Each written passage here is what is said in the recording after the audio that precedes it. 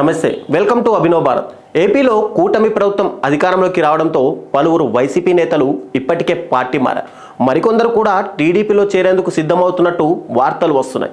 YCP ఎంపీలు మోపిదేవి వెంకటరమణ, బీదా మస్తాన్ రావు, MLC పోతుల సునీత అధికార పార్టీలో చేరనున్నారని తెలుస్తోంది. ఇప్పటికే ఓ ఎమ్మెల్సీ కూడా ఆ పార్టీకి గుడ్ బై చెప్పేశారు.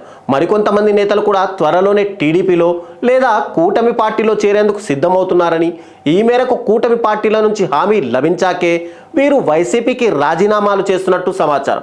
అయితే వైసీపీ నేతల రాకపై టీడీపీలో అప్పుడే అసంతృప్తులు మొదలయ్యాయి. ఫిరాయింపులపై భిన్నాభిప్రాయాలు వ్యక్తమవుతున్నాయి.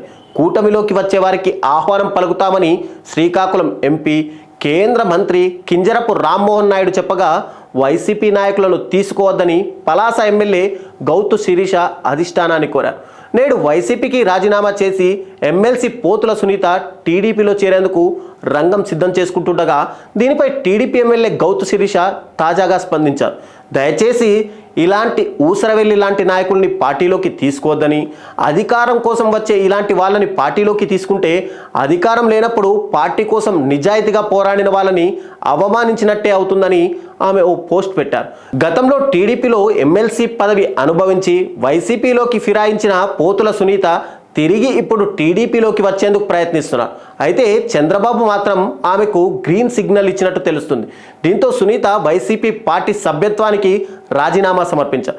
మరి ఎమ్మెల్సీ పదవికి కూడా వదులుకొని టీడీపీలో చేరతారా, లేక అలాగే వచ్చేస్తారా? ఇదే సమయంలో వైఎస్ఆర్సీపీ నుంచి భారీగా నేతలు, ఎమ్మెల్యేలు, ఎంపీలు, ఎమ్మెల్సీలు సైకిల్ ఎక్కుతుండడంతో చంద్రబాబు సైతం సంచలన నిర్ణయం తీసుకున్నారు. పార్టీలోకి వచ్చేవారు ఎవరైనా సరే తమ పదవులకు రాజీనామా చేసిన తర్వాతే పసుపు కండువా కప్పుకోవాలని షరతు విధించారు.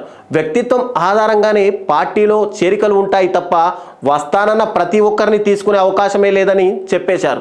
రాజకీయాల్లో ఎంతటి వారైనా విలువలు పాటించాలని కూడా హితవు పలికారు. అయితే ఇప్పుడు ఇన్ని మాటలు మాట్లాడుతున్న బాబు 2014-19 మధ్య కాలంలో వైసీపీ నుంచి 23 మంది ఎమ్మెల్యేలను కొనుగోలు చేసి వారికి పదవులు కూడా కట్టబెట్టిన విషయం మర్చిపోయారా అంటూ వైసీపీ నేతలు విమర్శిస్తున్నారు.